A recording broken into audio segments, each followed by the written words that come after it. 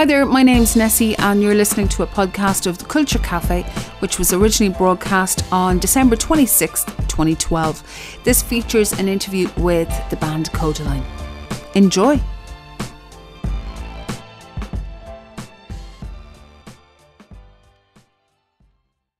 On the 12th of December, I met up with Kodaline, or two members of Kodaline. I met up with Mark and Stephen when they were playing the DCU Christmas Ball. It was the same date that they had been featured on the Google recap of the year, and things were going well for them. Apart from the fact that Mark had a nice little gash across his nose. We were playing table tennis, and it was like this interview thing, and it was like a really bizarre one. And for some reason we had to play table tennis as well. And I hit the ball away, and then he went to pick it up, and he smacked his nose off a table as he was picking it up. First off, yeah, it's cool. Today, like Google, you're all over the world. Great day today.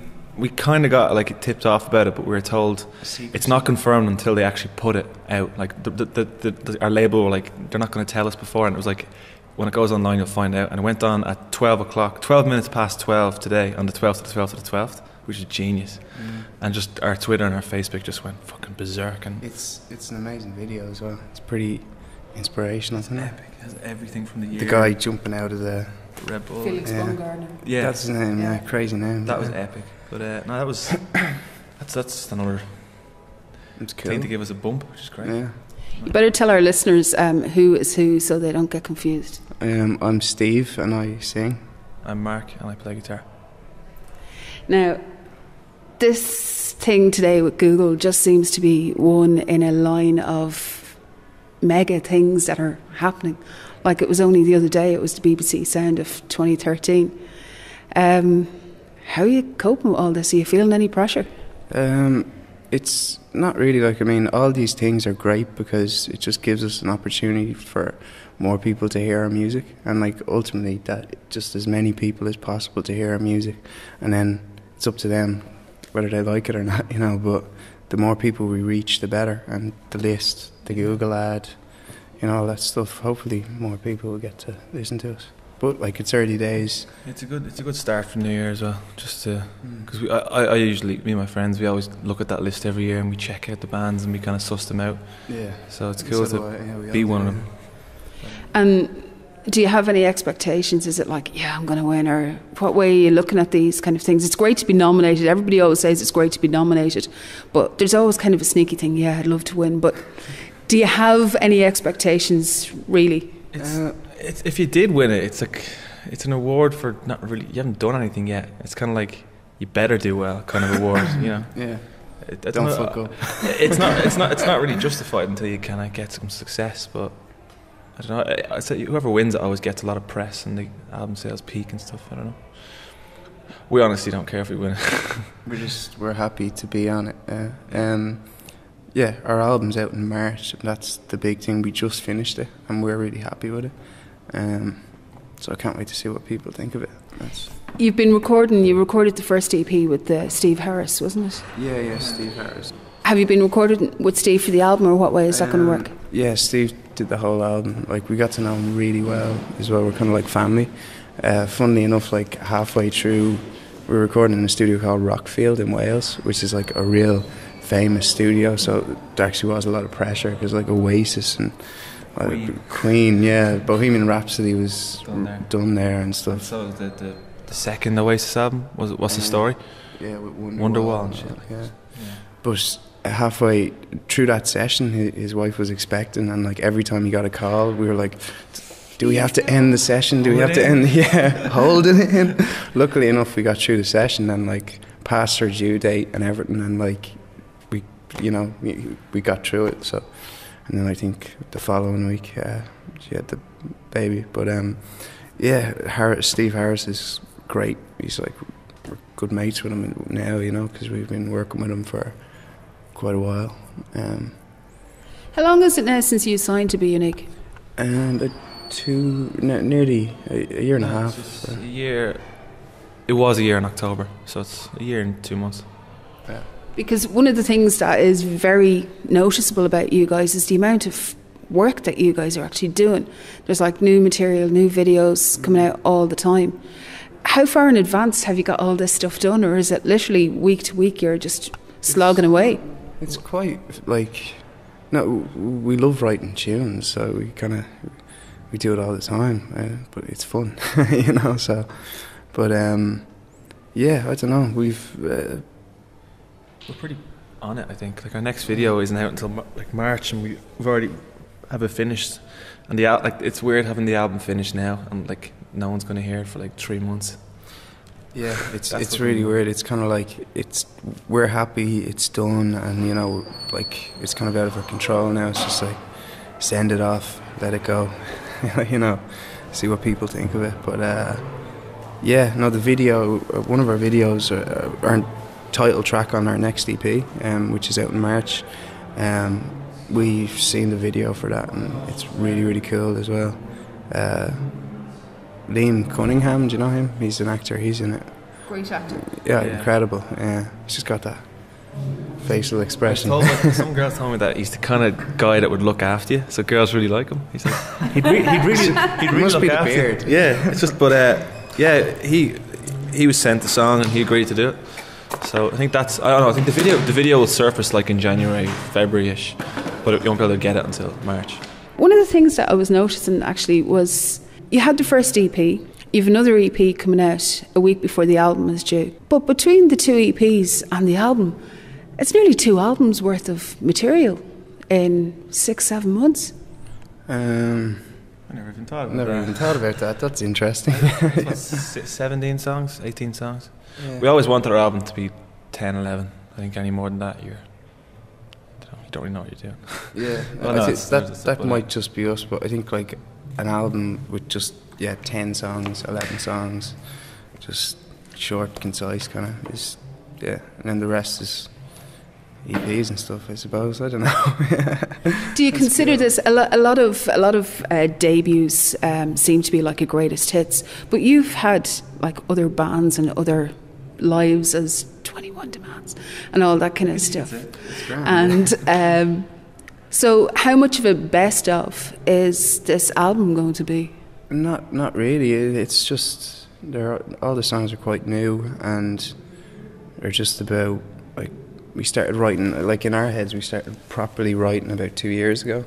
Like, I mean, writing about like stuff that happened to us and kind of just life in general, as cliche as that is, man.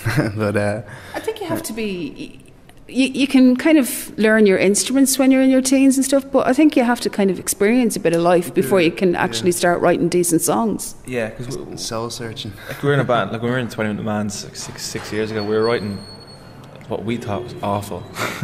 Looking back, and it didn't have much substance around. Whereas now we're, like you said, we've lived. Like I'm 23, I haven't really lived yet, but I've more experience than I had when I was 18, so there's more to write about. And we had a few years to kind of learn how to write and be honest. Live a little, really. But it has to be done, as I say. Yeah, man. But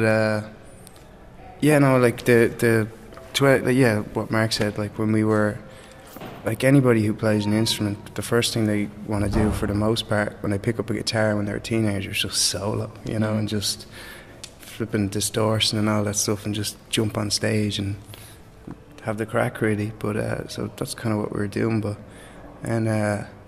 we went away, lived a little, and then just grew up a little bit, only a little bit, because we're still immature as fuck, man. But yeah, shit. You've moved away from home as well. How are you finding the UK and touring and everything? You know, there's a lot of stuff after happening to you guys in the past year. Like, what have you found out about yourselves that you didn't realise? Are there like certain little qualities that have come out that you were like, wow, I didn't know that? Or not really. Like we just moved to Birmingham, but we got a 6-month lease, but we've been there for I think 3 months, and we spent 2 weeks there because we've been so busy touring. So yeah, we're based in Birmingham, but like we'll be home for Christmas for 2 weeks. So it's kind of, you don't really live anywhere. You just kind of go with it. And you live out of a suitcase. Yeah, and like which bands who complain about being on the road and stuff, I don't know. I love it. It's great. Have you got any tips for travelling light? The first time I brought way too much clothes. You only wear like the same 3 outfits. Except you change your boxers and socks, obviously, but... The most important thing, boxers, socks, tea, Ballymaloe relish. Ballymaloe relish, yeah. And a phone charger. Getting a chance to charge your phone is like... It's like sleeping. Can I charge my phone? So that means you haven't had a chance to check out Ali Campbell's famous pool halls in Birmingham yet? No, actually. I think somebody else mentioned that to us in Birmingham. Yeah. We're going to actually, I think we're going back in January to rehearse for a bit, and we're going to proper do the touristy shit. Maybe put a day aside or something. Yeah.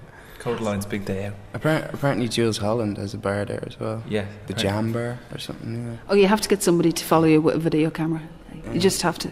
We usually do. Like our backline tech, Neil, he films the whole tour. Yeah.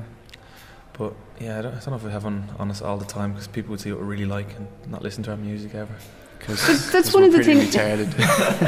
But that's one of the things, though. Like with social media stuff, as we were chatting before we started this, you can get a little bit too involved. You kind of still have to keep your own life separate from all that, which is important before all the girls start throwing all their clothes at you. That hasn't happened. Maybe tonight we're in DCU. Come on. There's still time. When you guys are writing together, like you know each other so long, do you sit down in a room? Who comes up with lyrics? Does it just happen? Sometimes Steve's the main writer. Sometimes like we write by ourselves, we write together. Sometimes it's never really planned. It's never like let's sit down and write songs. You just be playing piano and pick up a guitar and just naturally happens. It's like usually that. we could just be, because we're mates, we hang out with each other anyway, so we could be like just having a cup of tea or having a beer or something, and it's like pick up a guitar and then 20 minutes, half an hour later there's a song, you know. It's kind of like, or it could be like I might have an idea or something and I'll play it and I'll show it and we'll go through it, and then it's a lot of fun. Like we do it all the time. We just do it all the time because we love it, and it's hard to stop doing something. When you are on tour, like you've been on tour a good bit over in Europe over the past couple of months, do you get a chance to do that kind of thing, or do you have to drive, or what way are you working that out at the moment? We've loads of free time. I've written a good few songs. I'm not sure. I think we're going to demo over Christmas, even though just for the fun of it, like albums done and stuff. But so there'll be another EP out in June then. Who knows? No, I don't know. And one other thing I wanted to ask you was, there's no Irish gig announced yet for around the album release. Look at her. There will be. We're talking to MCD at the moment. There's one coming. We're booking Croke Park for 10 nights. I knew the 6th. No, the 6th of June is a little bit too late. But it's to coincide with the second EP. 10 nights. 10 nights. Do it. No, there was something announced before Christmas. Yeah. We know where it is and we're pretty excited about it. So. It's in Dublin. That's all we're telling you. And they're big happy heads. Yeah. I can't wait. It should be cool.